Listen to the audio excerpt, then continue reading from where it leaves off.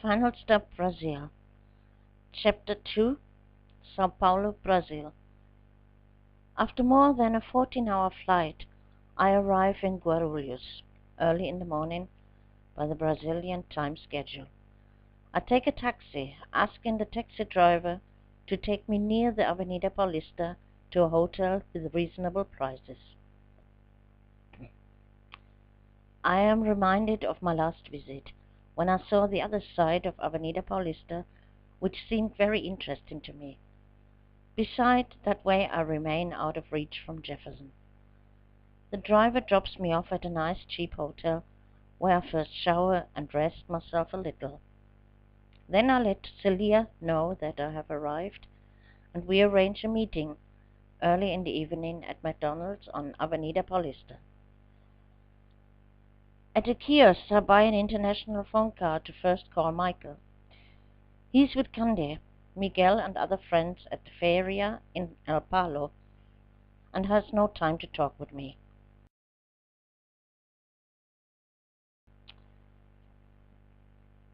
I comfort myself with the thought that this is at least a sign that he's okay.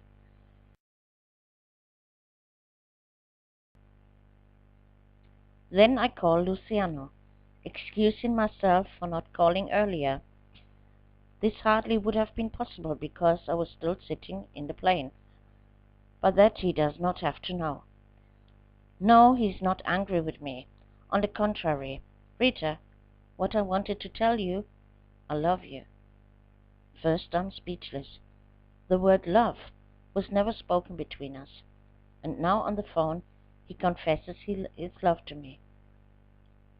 Te amo tanto también, I answer him in Spanish. My God, I miss my two men already like crazy.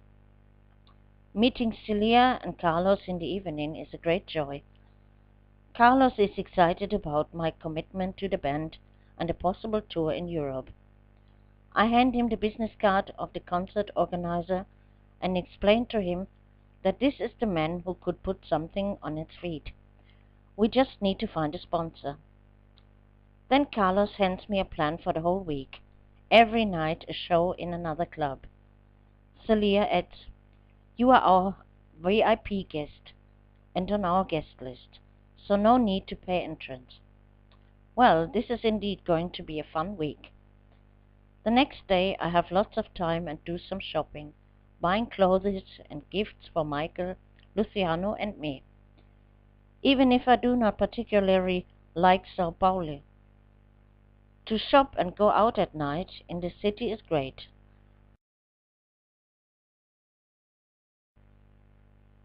I have to laugh about it now that I ever even thought about dragging Michael here, missing my little paradise in Torremolinos.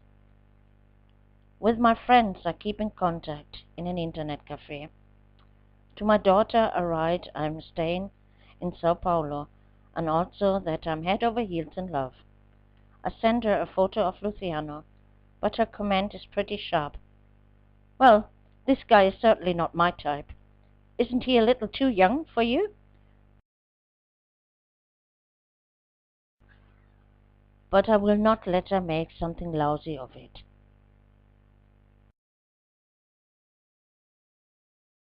Tuesday morning, I receive a phone call from Spain, giving me reason to celebrate. It is the boss of the car rental company in Malaga, letting me know I have the job. Finally, I have a regular job, which I surely will enjoy.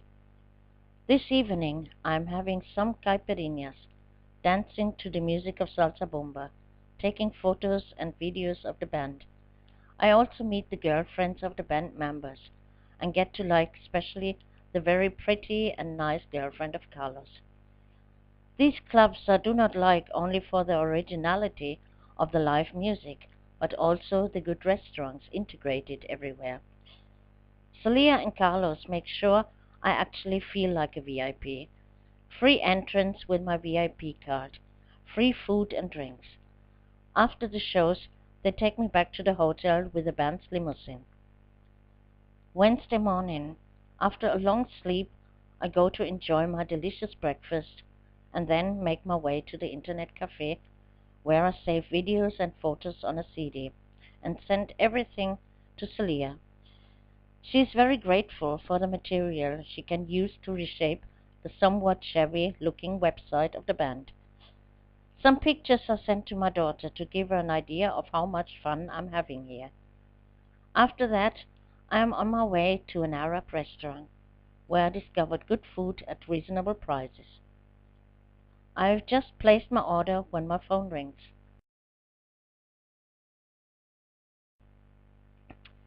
The display of my cell phone shows neither a name nor a number. I answer. Hello? An unknown voice answers me in English. Hello, Rita, how are you? Wary, I asked who's talking and get the answer. My name is Frank. You don't know me, but I'm a friend of your husband. Are you having a pleasant stay here in Sao Paulo? I'm not feeling good at all about this phone call, and answer succinctly. I cannot imagine that you are a friend of my husband. My husband is Argentinian and has no English-speaking friends. This Frank ignores my remark and continues. I am a friend of Chris. My brother lives with Chris in his house. Look, I need to talk with you. Where can we meet? Where are you now? Now I feel as if someone cut off my hair. I force myself to stay calm. I have nothing to do with Chris. Don't know your brother and don't know what I would have to discuss with you. The question of how Chris could have known about me staying in Sao Paulo runs through my head. Has Michael told him something? This polite tone of the caller is now changing into a menacing tone. I really think that we should meet. How is your son? Panic seizes me, and I scream into the phone, What do you want from me? And what about my son? Casually, he answers, Don't scream. We meet and talk normally, like two reasonable, civilized people. So where are you? With resignation, I tell him that I'm in the area of Paraíso. Great. Then take a taxi to the shopping Paulista. In the basement is a McDonald's. There you wait for me. Let's say in about an hour. And with this, the call is ended. Meanwhile, the waiter brought me the food, but I'm not hungry anymore. Thousands of thoughts are passing through my mind. I pay and look for a kiosk to buy a phone card. It is 1:05 noon, which means 6 o'clock in Spain. But Michael does not answer his cell phone, so I try Chris' number, but only the mailbox comes on. I take a taxi to the shopping Paulista. Immediately, I find the McDonald's restaurant in the basement. I order a milkshake and sit nervously at one of the tables. What can this guy want from me? Surely nothing good. The whole thing gives me a dim premonition. Out of nowhere appears a very handsome African in front of my table. You're Rita, right? He stretches out his hand that I ignore and says further, I am Frank. Nice to meet you. Taking a seat opposite, he begins to explain, without wasting time, what he wants. Why you're here, I don't know, and has nothing to do with me, but it fits us very well. My brother is waiting for market, and you could bring it to him. I am protesting indignantly. I will do nothing. I have nothing to do with the drug business of Chris and his people. Whereupon he threatens, Rita, my brother is waiting desperately for the market, and I have the impression you don't know the Nigerians well enough. Your son is okay, right? Then let's keep it that way, okay? Why me? Are you guys running out of girls? I asked with tears in my eyes. He doesn't answer the question, only stands up and says halfway on his way, Tomorrow, same time, same place. I feel sick. What shall I do? Go to the police? The guy didn't give the impression that he was joking. I remember Michael's words. This guy who lives with Chris scares me, Mama. Now I am scared, dead scared, for my son. Why did I just leave Michael with these unscrupulous gangsters? But Chris has always been good to Michael. I have to admit that. Would he really allow someone to do harm to Michael? I'm sobbing all the way back to the hotel, where I throw myself on the bed in my room with only one wish, to take the next plane and return to Michael, Luciano, Max, my apartment, and my lovely beach. I called the airport to ask about a flight today or tomorrow, but before Saturday, no way. And who knows what they would do when they figure out that I'm gone. Why the hell did I come to this goddamn Sao Paulo? And why in the world did Michael tell Chris that I'm here? Michael is the only one who knows. No, that's wrong. I told my daughter also. Again and again I tried to reach Michael and Chris, but without success. Each time it's only the mailbox. In desperation, I call Luciano, and when I hear his voice, I again burst into unrestrained sobbing. Worried, he asks what's going on and why I'm crying. The fear to tell him the truth about my true whereabouts and losing him is too much for me. I dare not ask him for help. What could he do anyway? He doesn't even know Michael. I'm afraid, Luciano, very afraid. I only cry. Rita, what happened? He inquires. I can't talk about it now. I love you, Luciano. Then I hang up.